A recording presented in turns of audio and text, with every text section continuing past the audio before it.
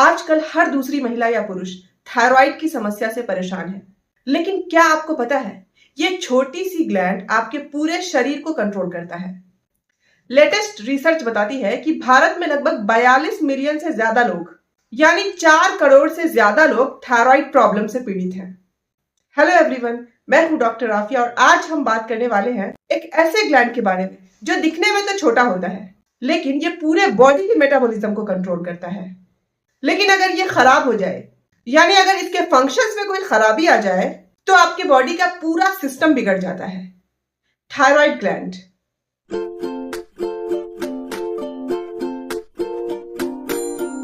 Thyroid एक butterfly shape gland है जो नेक के फ्रंट पे होता है।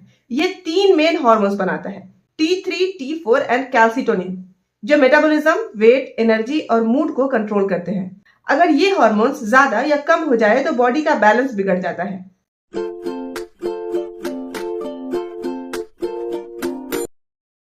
एक टाइप होता है हाइपोथायरॉयडिज्म। हाइपोथायरॉयडिज्म में थायराइड हार्मोन्स कम बनने लगते हैं। इस कंडीशन में थायराइड ग्लैंड बॉडी के लिए इनफ हार्मोन्स नहीं बना पाता। इसका रिजल्ट होता है कि बॉडी का मेटाबॉलिज्म स्लो हो जाता है। इस वजह से इसमें सिम्टम्स आते हैं लाइक थकान और फटीग, वेट गेन, चाहे आप कितना भी कम खा रहे हो। स्किन ड्राई और रफ हो जाते हैं, कॉन्स्टिपेशन होता है, हेयर फॉल या बाल पतले होने लगते हैं। महिलाओं में ये प्रॉब्लम ज्यादा देखी जाती है, स्पेशली प्रेगनेंसी के बाद। दूसरा टाइप होता है हाइपरथायरॉयडिज्म। इसमें थायराइड हार्मोन ज्यादा बनने लगते हैं। ये बिल्कुल उल्टा होता है हाइपोथायरॉयडिज्म का। इसमें थायराइड ग्लैंड एक्स्ट्रा हार्मोन्स बनाने लगता है एंड इसमें सिम्टम्स आते हैं लाइक वेट लॉस, चाहे आप जरूरत से ज्यादा खा रहे हो। हाइपोथायरॉयडिज्म का बिल्कुल उल्टा, दिल की धड़कन तेज हो जाती है, एंजाइटी और चिड़चिड़ापन होता है, ज्यादा पसीना आना, हाथों का कांपना, ये सब सिम्टम्स आते हैं। अक्सर लोग इसे स्ट्रेस समझकर इग्नोर कर देते हैं, लेकिन एक्चुअल में ये थायराइड डिसऑर्डर का साइन होता है। तीसरा टाइप है ग्वाइटर। ग्वाइटर में थायराइड ग्लैंड का साइज बढ़ जाता है। ग्वाइटर का मेन कारण है आयोडीन डेफिशिएंसी। इसमें नेक के सामने सूजन दिखती है और स्वेलोइंग में, यानी फूड को निगलने में दिक्कत आ सकती है। चौथा टाइप होता है थायराइड नोड्यूल्स। इसमें थायराइड ग्लैंड के अंदर छोटी छोटी गांठ बन जाती है जिसे नोड्यूल्स कहते हैं। कुछ नोड्यूल्स बिल्कुल हार्मलेस होते हैं, लेकिन कुछ नोड्यूल्स थायराइड हार्मोन ज्यादा बनाना शुरू कर देते हैं और कभी कभी ये नोड्यूल्स कैंसरस भी हो सकते हैं, इसलिए उनका अल्ट्रासाउंड या बायोप्सी जरूरी होता है। पांचवा टाइप होता है थायराइड कैंसर। ये रेयर होता है लेकिन खतरनाक होता है। इसके अर्ली स्टेजेस में ज्यादातर पेशेंट को कोई पेन नहीं होता, सिर्फ नेक में एक लंप फील होती है। अगर अर्ली डिटेक्ट कर लिया जाए तो ट्रीटमेंट सक्सेसफुल होता है।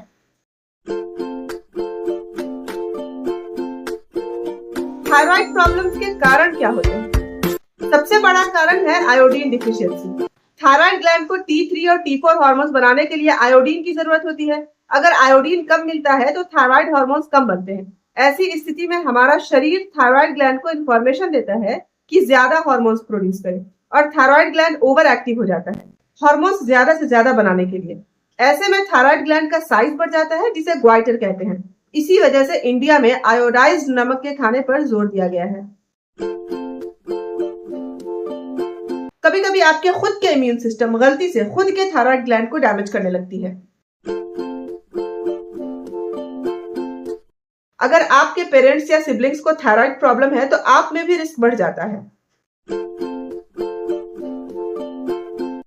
ज्यादा स्ट्रेस लेना, नींद पूरी ना करना, जंक फूड खाना और एक्सरसाइज नहीं करना, ये सब थायराइड ग्लैंड के फंक्शन को डिस्टर्ब करते हैं। स्ट्रेस डायरेक्टली इम्यून सिस्टम पर इफेक्ट करता है और इनडायरेक्टली थायराइड प्रॉब्लम्स को ट्रिगर कर सकता है। एक्सेस रेडिएशन थायराइड ग्लैंड को डैमेज कर सकता है। कभी कभी रेडिएशन की वजह से नोड्यूल्स या थायराइड कैंसर का रिस्क भी बढ़ जाता है। Thyroid test simple blood test होती है जिसमें TSH, T3 और T4 लेवल्स चेक किए जाते हैं। हाई TSH हाइपोथायरॉयडिज्म, लो TSH हाइपरथायरॉयडिज्म।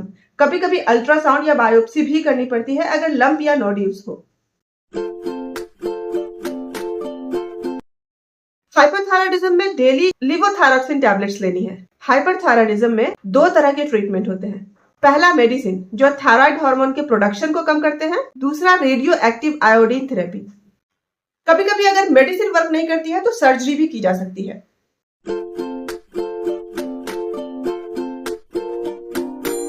आयोडाइज्ड सॉल्ट का यूज करिए। बैलेंस डाइट लेना जरूरी है। जंक फूड अवॉइड करिए। रेगुलर एक्सरसाइज एंड योगा करते रहें। स्ट्रेस मैनेजमेंट करना बहुत जरूरी है। इसके लिए मेडिटेशन या डीप ब्रीदिंग अपने डेली लाइफ में ऐड करिए। तो दोस्तों, अब आपको थायराइड के बारे में क्लियरिटी मिल गई होगी। अगर आपको अपने सिम्टम्स सस्पिशियस लग रहे हैं तो डिले मत करिए, डॉक्टर से कंसल्ट करिए। अगर ये वीडियो आपको इंफॉर्मेटिव लगी हो तो इसको लाइक करें, शेयर करें एंड सब्सक्राइब जरूर कर लें एंड कमेंट में बताएं कि आपको नेक्स्ट वीडियो किस टॉपिक पर चाहिए। मिलते हैं अगले हफ्ते। तब तक के लिए स्टे सेफ, स्टे हेल्दी।